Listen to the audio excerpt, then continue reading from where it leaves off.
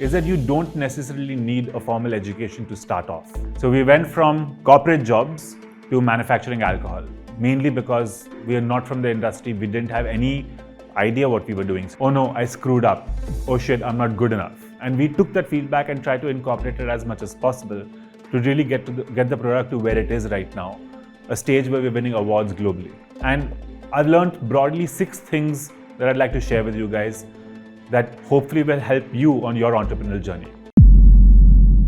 Hi, my name is Rohan and I'm a co-founder at Moonshine Meads. You must be wondering, what is Meads? Well, mead is the oldest alcoholic beverage known to mankind. It predates agriculture, that's how old it is. Just to give you a little bit more clarity, just the way beer is made by barley malt and wine is made by grapes, mead is made by honey. In fact, the word mead comes from the Sanskrit word madhu, which is why madhu became medu and medu became mead. With the advent of agriculture and grain and grapes becoming cheaper to manufacture, beer and wine became the beverages of choice and mead got relegated to the pages of history. We're bringing back meads in a contemporary avatar, low alcohol, carbonated and delicious. My background is that I'm a mechanical engineer by vocation. I've worked in manufacturing firms most of my career. My last role before I started this company, I was running a brass extrusion factory in Gujarat. Huge shift from brass extrusions to alcohol manufacturing, I know. But it all started because of a curiosity to try something new, realizing that it doesn't exist in the market, and then deciding that why not we be the first people to actually make it ourselves. And so we went from my co-founder is a consultant, was a consultant. So we went from corporate jobs to manufacturing alcohol. I'm going to deep dive a little bit into the history of Moonshine, of how we actually embarked on this entrepreneurial journey. Well, it all started back in 2014. Actually, it all started back in 1987, where me and my co-founder first met as little children.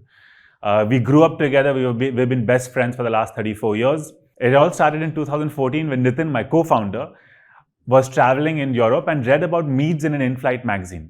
And he sent me a picture. WhatsApp was relatively around then. And I was very excited because history meets mystery. Oldest alcohol known to mankind and no one knows about it. And which is what, a big question mark, something to solve. So we started with trying to find meads in the market to consume. We couldn't find it. We called up distributors, called up retailers. No one even knew what it meant. The word mead was so alien to us then. And then that's when Nitin and I decided that maybe we should just try making it at home and seeing how it turns out. Well, a few batches later, the product was decent enough that we were like, maybe there's something in this. Maybe there's something to this product. And there began our journey of actually trying to create a business around something we had no clue about. I did a course in beekeeping from the Central Bee Research and Training Institute to understand the supply chain better. I also went and interned with the meadery in the US to understand the process better. And finally, it took us about 2 years to set up the meadery. It took us 2 years to get all our licenses in place.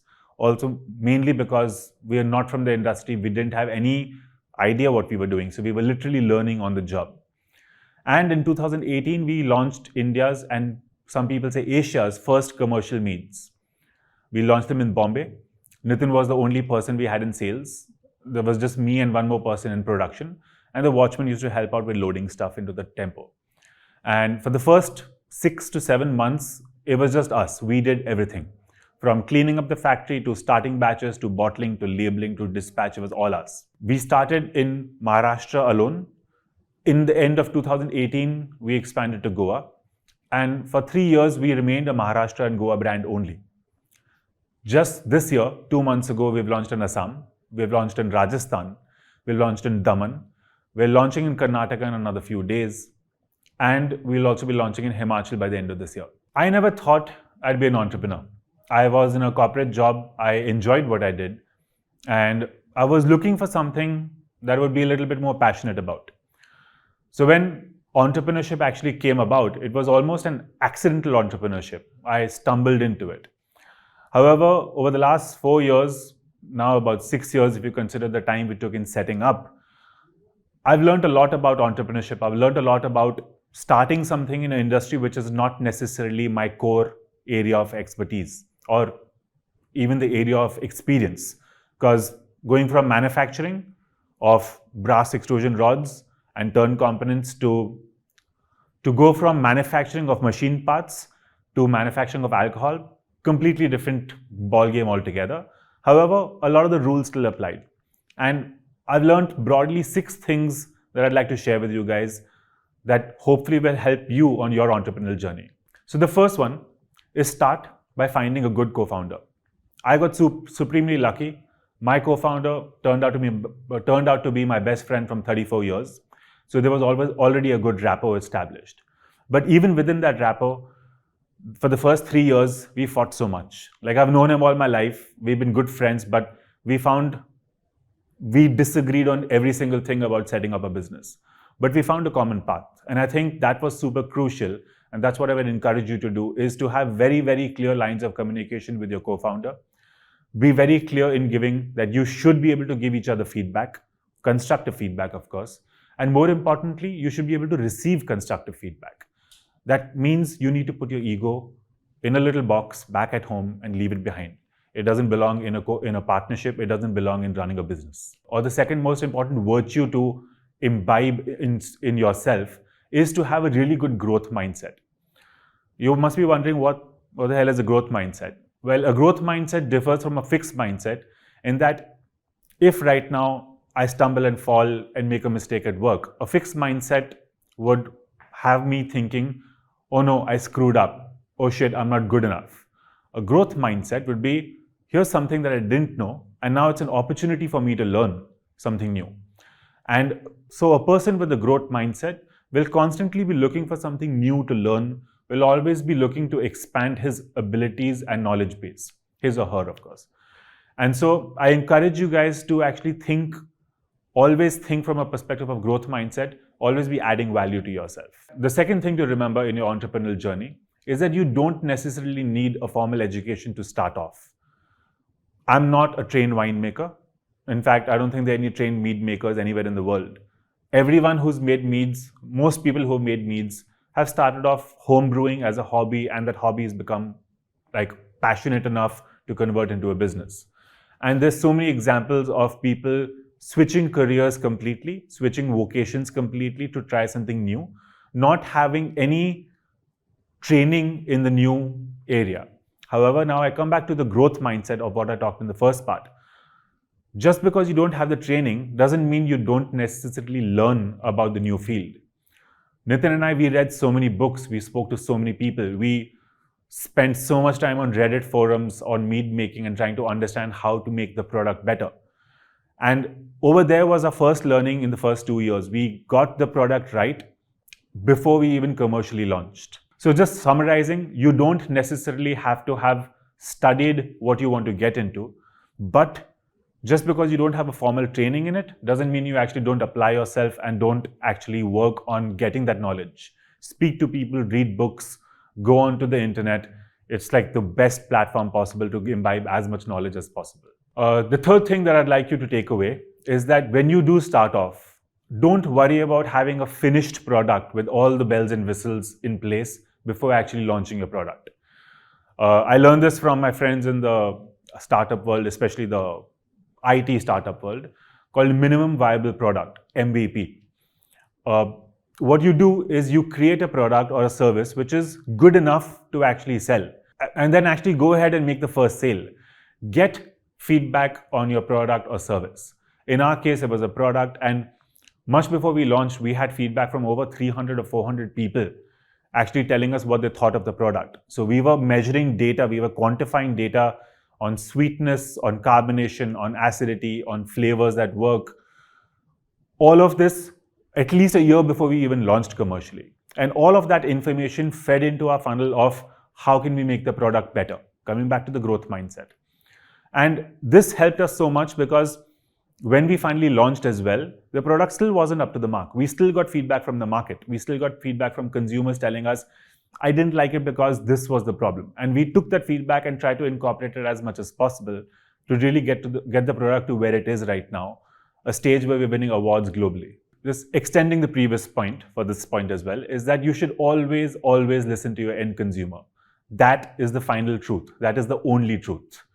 when you launch with your MVP or even when you launch with your final iterated product, listen to your consumers, speak to them, ask them what's working, what's not working. In the first 18 months, Nitin and I, we must have spoken to about 2,000 or 3,000 people one-on-one, just Nitin and I, finding out what's wrong with the product or what's right with the product. Because even that's a good learning to have. Even after you're established, you don't need to speak to your consumer as much as you did in the early days, but you should always be in touch with your consumer. Even now, Nitin and I, we constantly are out on the field at least once a week, talking to the end consumer, just speaking to them, understanding of what their preferences are, what's working with the product, what's not working with the product. And one last thing I'd like to point out in this aspect is that don't necessarily rely just on your team to get feedback from consumers. Get out and speak to consumers yourself. It really pushes you to get out there and actually start having conversations. Case in point, I've never been very comfortable doing sales. I'm introverted. So it takes a lot of energy from my part to actually get myself out there and talk to consumers. But it's just so rewarding when you do that, because to get the insight directly is a lot better than actually getting second-hand insights. So the last point I'd like to leave you with is that in your entrepreneurial journey, there will come a time where you will have to build a team. When you do, build a team, fill it with team members that you can trust implicitly, and most importantly, empower them to take their own decisions. You want team members who you can consider as co-founders. You should be able to have that much level of trust with them. At Moonshine, we have like complete transparency with our team members. They know every financial decision that's happening. They know what's happening in the company at a strategy level. We have monthly calls explaining the broad strategy. So everyone knows what the common goal is. Everyone's aligned to a larger goal. And when I talk about empowering your team members, what I'm trying to point out is you will make mistakes and so will the team members, right? Those mistakes will cost your company time and it will cost your company money. But that's okay, because there is learnings to be gained from that. And again, I'm circling back to the growth mindset. A growth mindset will take those learnings and institutionalize them and say that, okay, this person made a mistake, okay, here are the things we need to learn from this, and here are the things we should not repeat in the future. Because let's be honest, you're entering into a field you might not necessarily know everything about. You're all learning together, and that's what we're doing at Moonshine. We're all learning together. We're all figuring things out simultaneously. So some people screw up, some people don't screw up, but finally, collectively, we move forward every day. Thank you so much for your time. I really do appreciate you coming out here to listen to me. And I really do hope that my journey and the learnings I have had on my entrepreneurial journey do benefit you and yours. Thank you. Josh Talks is now a Spotify exclusive podcast. The audio version of our talks will be available only on Spotify. If you like this video and you like to listen to more inspiring stories like this, please follow the Josh Talks podcast only on Spotify. क्योंकि आप जोश talks देख रहे हैं, जाहिर सी बात है कि आप अपनी जिंदगी में आगे बढ़ना चाहते हैं। ये जाहिर सी बात है कि आप अपनी जिंदगी को सीरियसली लेते हैं। आप वो सारे स्किल्स एक्वायर करना चाहते हैं जिससे आप जिंदगी में तरक्की कर सकें, लोगों से आगे बढ़ पाएं।